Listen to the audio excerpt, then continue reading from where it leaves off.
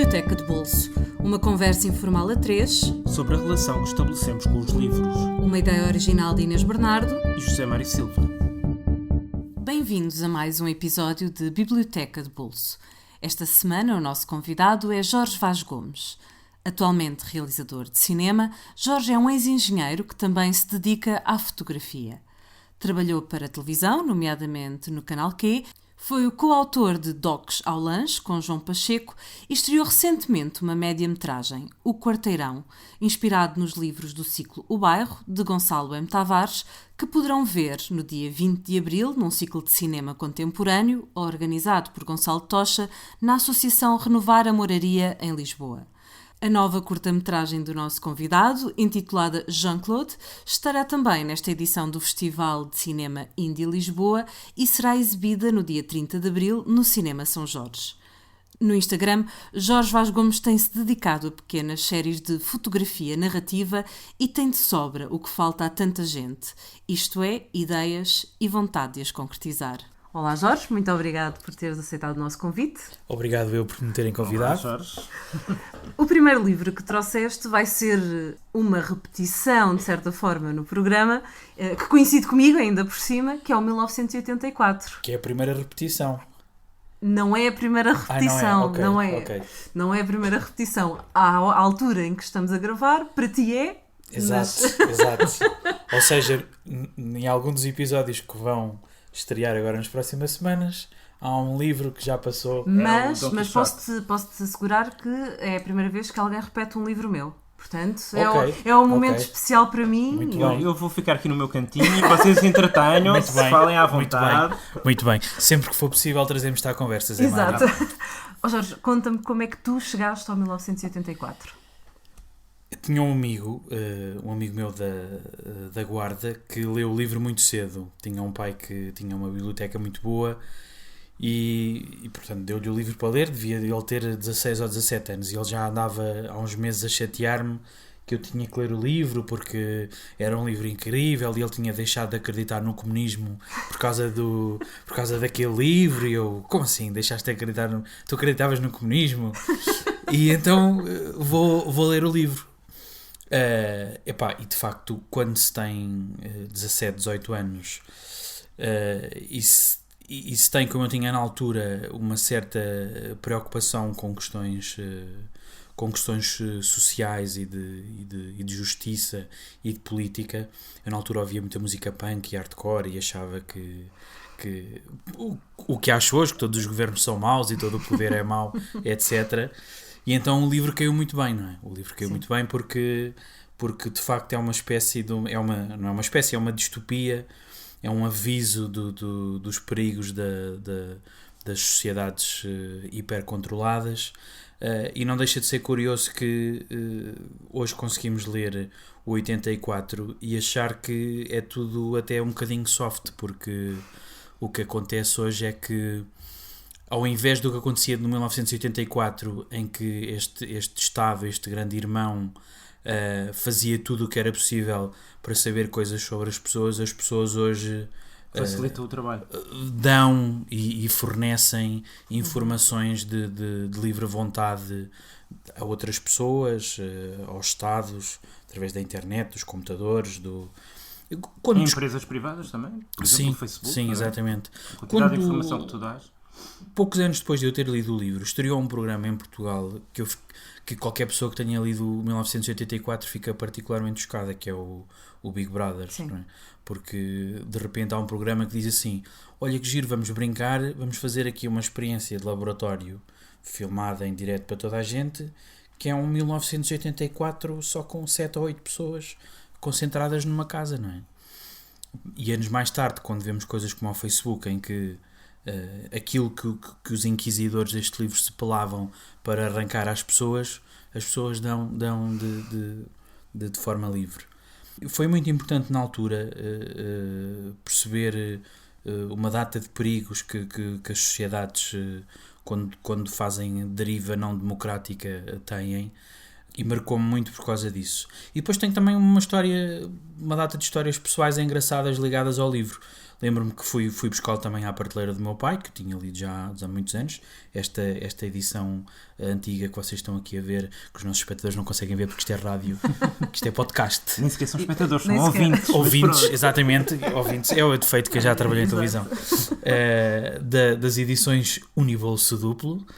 E lembro-me que acabei de ler o livro um dia que estava a vir de comboio para Lisboa, vinha para um encontro romântico, exatamente, esta edição já muito gasta, e lembro-me que acabei de ler a última página quando estava a chegar a Santa Apolónia, e depois houve mais histórias, a mais engraçada, e que fez com que eu depois apanhasse a mesma panca da Inês de colecionar várias versões de 84, foi que em 2002 estava a acabar um Interrail pela Europa com um grupo de amigos e tínhamos feito numa noite Nice-Bayonne. Bayonne ou Andaia, já não me lembro bem.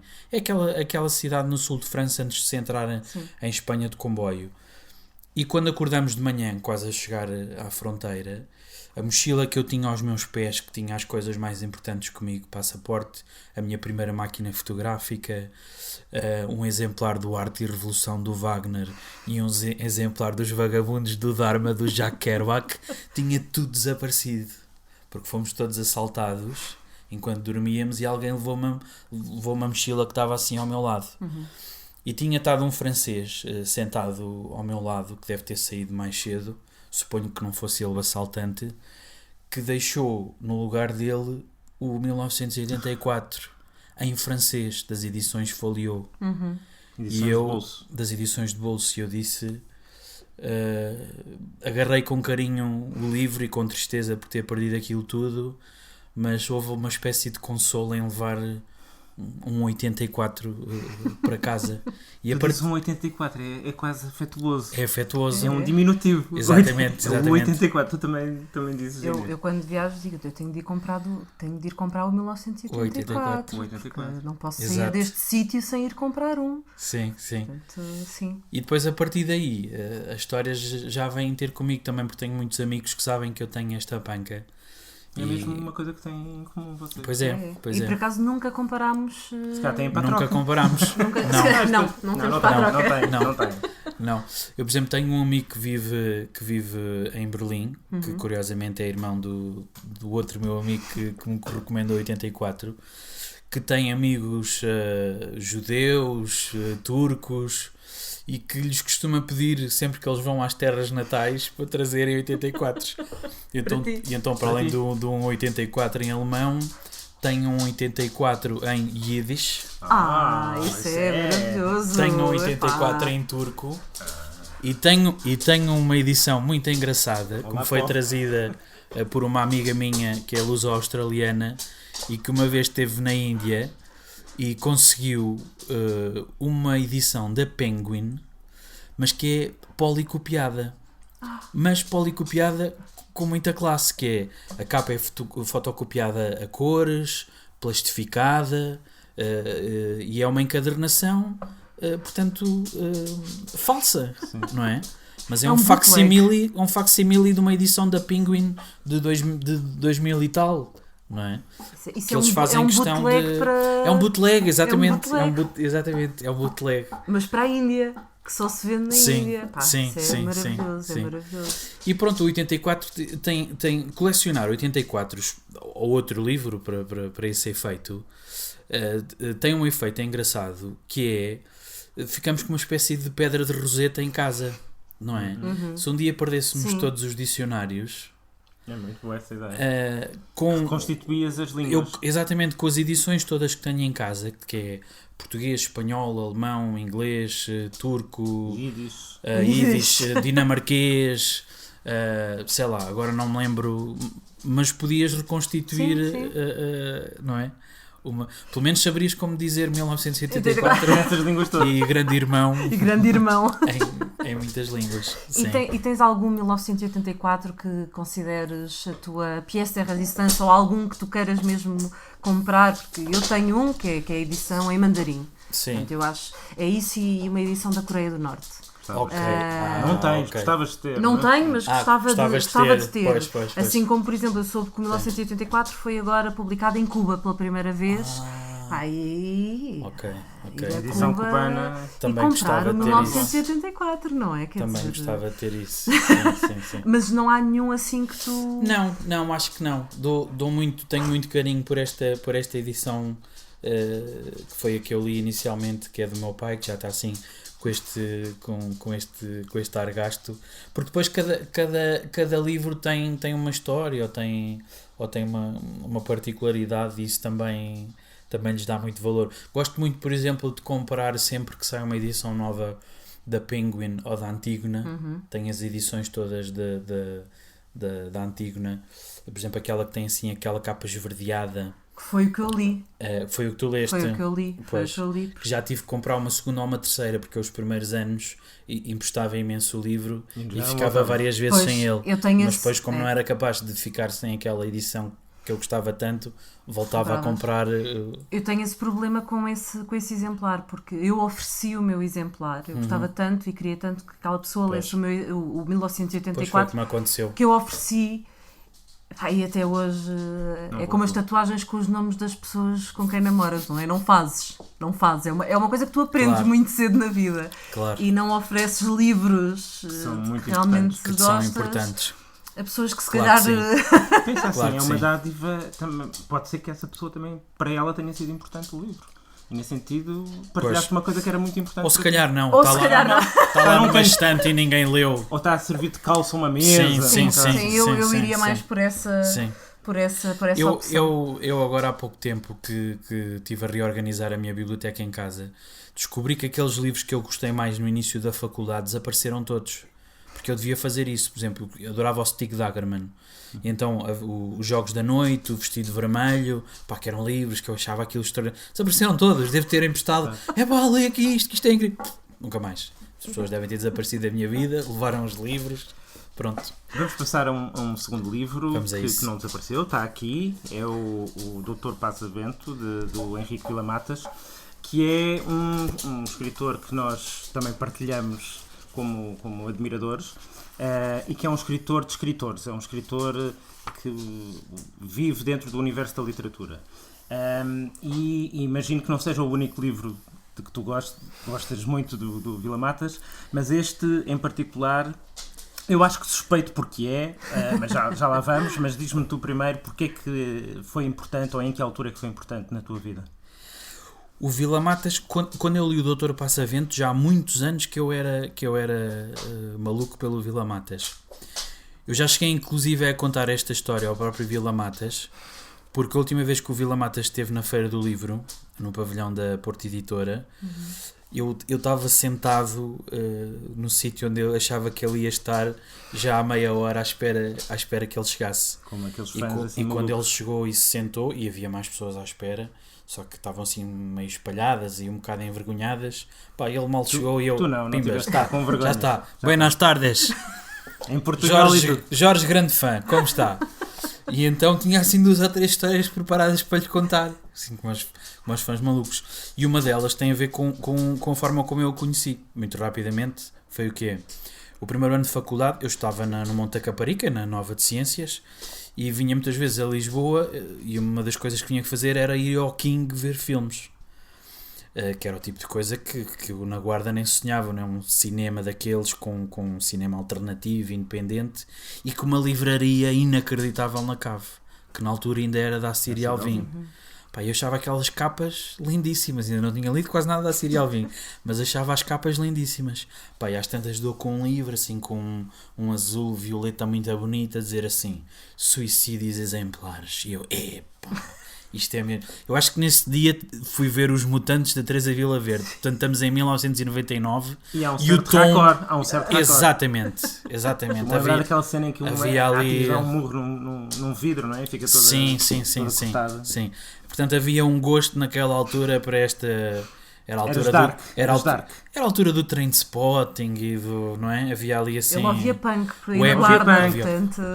E a altura do Happiness, exato, a altura dos Idiotas, do Lars von Trier. Portanto, os filmes eram todos assim, agressivos. E tu compraste o livro? Eu comprei o livro e li o livro e adorei. Começaste a entrar neste universo? Comecei a entrar, li uma data de livros dele na altura, O Longe de Vera Cruz, o Estranha Forma de Vida, e depois houve ali uma fase em que ele passa de repente para a Teorema, e como as capas não eram tão bonitas, eu desliguei durante algum tempo, mas foi só durante algum tempo, porque passado pouco tempo volta a atacar. E um dos livros que eu volto a atacar nesta fase já da Teorema foi o Doutor Passavento. Foi um verão que estava particularmente triste. Lembro-me de estar na guarda de férias e estava assim um bocadinho... Estava desinspirado, por assim dizer. E melancólico. E melancólico. E o livro tem este primeiro capítulo onde aparece constantemente uma frase que o Vila Matas vê escrito no quarto onde o Montagne trabalhava, que é de onde vem essa tua paixão por desapareceres. Isto na altura, não sei porque, disse-me imenso. E à medida que... É um bocado o tema do livro. É o tema do livro, claro. E à medida que me começa a embrenhar no livro, começo a descobrir esta figura que é o Robert Walser. É. Ou seja, já não o conhecias. Ainda não o conhecia. Eu penso que só li os Irmãos Tanner. Eu acho que já lá tinha os Irmãos Tanner, já tinha comprado, porque lembro-me de uma amiga minha que já me tinha falado no Walser, mas eu não tinha... li a primeira página dos Irmãos Tanner uma vez na livraria, que é aquela coisa incrível do Tanner mais novo a explicar ao dono da livraria porque é que devia trabalhar lá, que é um arranque incrível, mas depois pôs-o na estante e não li mais. Mas depois de ler o Doutor Passavento, a minha obsessão com o Walser fica extremamente agudizada, ao ponto de, li o livro todo nesse verão. Na altura até fiz um projeto fotográfico inspirado num livro que depois deitei fora porque não gostei do resultado e porque achei que também era impossível apanhar, porque isto de facto é sobre desaparecer, não é? É sobre... É um bocadinho também aquele gesto do não que o Vila Matas já tinha... Exatamente, já tinha recusar-se a fazer.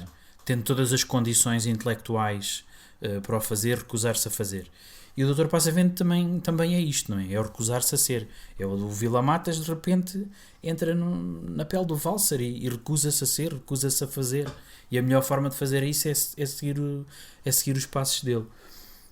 E curiosamente, este livro inspirou-me muito depois para me ajudar a fazer aquilo que eu fiz uns anos mais tarde, que foi uma adaptação do universo do bairro do Gonçalo M. Tavares, que eu chamei O Quarteirão, em que o senhor que acaba por ser a espinha central do filme, é o Sr. Walser, que sou eu que faço, é o Sr. Walser. E aparece a ler precisamente o Dr. Passavento. Exatamente, ao longo do livro ele aparece várias vezes. Ao longo do filme.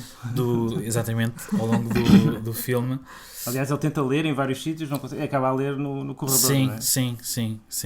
Sim, porque o Walser do filme também está sempre a tentar desaparecer, não é? Que vem já no espírito inicial do livro, não é? Eu acho que o Gonçalo M. Tavares apanhou muito bem esta misantropia. É uma misantropia soft, porque não é o Sr. Walser. A personagem do Sr. Walser não é uma coisa agressiva, como eu acredito que o Robert Walser, o verdadeiro, eu não acredito que ele fosse um misantropo agressivo, uma pessoa que detestasse profundamente a mundanice dos outros. Eu acho que era uma misantropia inexorável. Ele tinha alguma coisa dentro dele que o obrigava a refugiar-se dentro dele, dos pensamentos dele, e o espaço à volta dele também era importante, não é? Por isso é que ele vai para aquele sanatório em Arizal, porque... Onde viveu grande parte da vida, quase metade, não é? Se não estou em erro, 25 anos. Sim. É imenso tempo, não é? Já depois de ter escrito os romances todos que e a escrita dele, os microgramas, aquela forma de escrever miniaturizada, que é incrível. Absolutamente extraordinária. A última vez que estive em Londres consegui encontrar uma edição dos microgramas, que são enxertos, porque eu acho que aquilo são cadernos imensos, são cadernos, que é muito interessante porque tem transcrições e tem fotografias, tem as duas coisas. E de facto ele escrevia de forma muito... Se a escala das fotografias está certa, ele escrevia como é que ele conseguia. De forma muito, muito, muito pequena. Microscópica, não é? Sim, sim. Pá, portanto há toda... E também é um caminho para a desaparição, não é? Das próprias palavras, da própria escrita. Exatamente. Sim. Como se ele não quer que ninguém leia o que ele está a escrever, não é? Porque ele quer desaparecer, mas ao mesmo tempo não consegue parar. Não consegue deixar de escrever. Que é o que acontece também ao Vila Matas, não é? Sim. Ele está a desaparecer, mas está a escrever-nos um livro ao mesmo tempo. E sendo um autor que está sempre a falar sobre a impossibilidade de escrever, os escritores que desistem de escrever, a possibilidade ou a impossibilidade da literatura, no entanto ele nunca para de escrever. Nunca para. Continua a crescer o labirinto que ele cria. Sim. E não deixa de ser uma das formas mais interessantes de se produzir literatura, que é o questionar da literatura em si, que é uma coisa quixotesca, não é? Sim. Vem desde o Quixote. Sim. O Cervantes não faz a literatura, não tenta fazer a literatura desaparecer como o Vila Matas ou como o Walser, mas existe esse gesto de estar constantemente a questionar se faz sentido o gesto da escrita, não é? O gesto literário. De certa forma, a terceira escolha, o Austerlitz do Sebald, W.G. Sebald, também vai um bocadinho pelos mesmos caminhos. Temos um protagonista, um narrador e um protagonista que deambula pela Europa, como o personagem, o protagonista e o narrador do Dr. Passavento, e que também se questiona, não tanto se calhar sobre a literatura, mas sobre a memória, o tempo, a história da Europa e a história pessoal, no caso do Jacques Austerlitz. E o Sebald, acho que também há uma espécie de contiguidade ou continuidade em relação ao Walser. Aliás, ele próprio escreveu sobre o Walser. A tua descoberta do Sebald foi posterior à do Vila Matas? Foi. Por acaso é interessante isso. Portanto, estamos a seguir uma ordem cronológica. Estamos a seguir uma ordem cronológica, sim. Há sempre os convidados que têm sempre mais explícito ou menos explícito uma ordem qualquer. Uma ordem qualquer. Sim. Pode não ser cronológica, pode ser de outra forma. É engraçado isso que disseste que eu nunca tinha pensado, mas de facto o Sebald deambula pela Europa e pela história da Europa de forma mais ou menos incógnito, não é? Porque apesar de nós percebermos que ele está extremamente presente, quase em oposição ao Vila Matas, que nós percebemos que é sempre uma espécie de alter ego dele que nos visita em todos os livros, nós vemos sempre todos os livros. O Sebald também está sempre, mas de forma mais incógnita, não é? Tirando talvez nos Anéis de Saturno, onde é assumidamente... Mas até aí, não é? Quer dizer, ele nos Anéis de Saturno ele é como se fosse uma câmara de filmar que um fantasma estamos, pelas estradas de Norfolk. A imagem do fantasma então é muito boa. Que anda a visitar os sítios e a mostrar-nos. E ele tem esta capacidade incrível de fazer descrições que são muito detalhadas e às vezes até um bocadinho científicas e objetivas. Ele nunca escreve de forma muito poética. No entanto, como é que ele conseguia escrever de forma tão detalhada, não é? Quase científica, com um cunho tão pessoal ao mesmo tempo? Ele consegue ser quase neutro, mas nessa neutralidade sim. É extremamente pessoal e nós sentimos-lo em cada parágrafo e naquelas frases muito longas, muito elaboradas, muito construídas, não é? Exato. Sendo que se nós, por exemplo, isolarmos parágrafos do Sebald e o lermos fora de contexto e não soubermos o que é, sentimos uma coisa que é, pronto, ok, ele está aqui a falar desta situação e não sei o quê. Mas é quando nós lemos o livro todo, é a soma daquelas descrições todas que de repente se transformam numa coisa que sendo calma, sendo ponderada, sendo pensada, sendo meticulosa, é um furacão.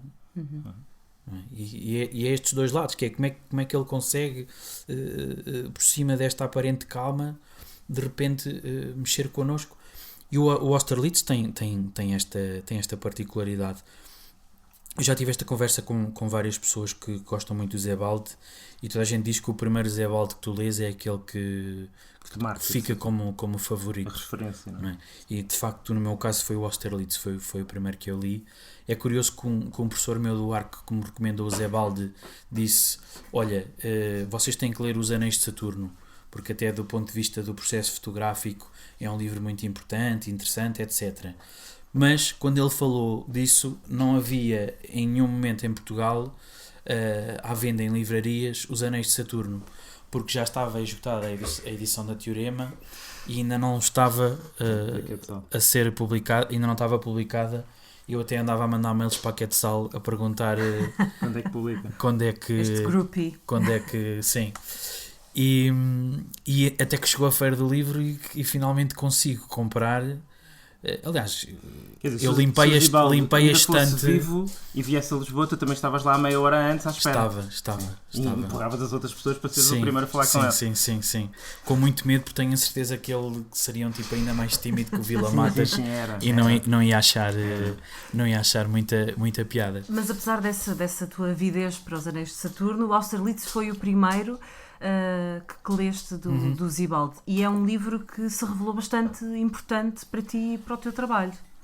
Eu na altura descobri que depois de ler o Austerlitz percebi que havia uma data de artistas plásticos, fotografia, de vídeo, documentaristas que andavam a trabalhar inspirados pelo Zebalde, e depois de ler o Austerlitz percebes perfeitamente porquê. Ele dá uma espécie de uma abertura plástica na metodologia de trabalho de artes plásticas, de vídeo, de documentário, de filme-ensaio, que a mim me inspirou particularmente. E os filmes que eu tenho estado a fazer e a escrever são muito inspirados pelo universo. Não sei se é pelo universo zebaldiano, se é pela metodologia zebaldiana, que é esta ideia de que há coisas muito interessantes na história da Europa, na história dos países, na história das famílias, que têm um valor artístico, estético e emocional que está para além do óbvio e que é preciso explorar. Isso inspirou-me a pensar mais sobre a minha família, sobre as origens da minha família, que é luso-francesa e cujas circunstâncias também foram muito alteradas pela história do século XX na Europa. Levou-me para uma data de quadrantes de trabalho que não teria pensado, nem teria conseguido se não fosse ler o Zebalde. De certa forma, o Jacques Austerlitz, que é a personagem principal do livro, faz também, nessa deambulação pela Europa, uma procura da sua identidade, porque ele convém se calhar explicar só isso, não vamos contar o livro. Sim. Mas é um filho de uma família checa, que o pai é extraditado, vai para Paris, é perseguido, a mãe também não sabe muito bem o que é que lhe acontece, vai para um campo de concentração, Theresienstadt, e ele acaba por ser enviado para a Inglaterra, para o país de Gales, num dos Kindertransport, portanto era um transporte de crianças para os salvar da guerra, no fundo. E ele vive com essa ferida na memória, por um lado, e essa vontade de tentar perceber quem eram estas figuras, os pais, esta origem. Bom, tu não terás tido uma experiência tão traumática assim, mas de facto todos nós podemos fazer um percurso parecido de ir procurar as nossas raízes, de onde é que nós viemos, quem é que eram estas pessoas que existiram antes de nós. Sim. É um bocadinho por aí que tu vais.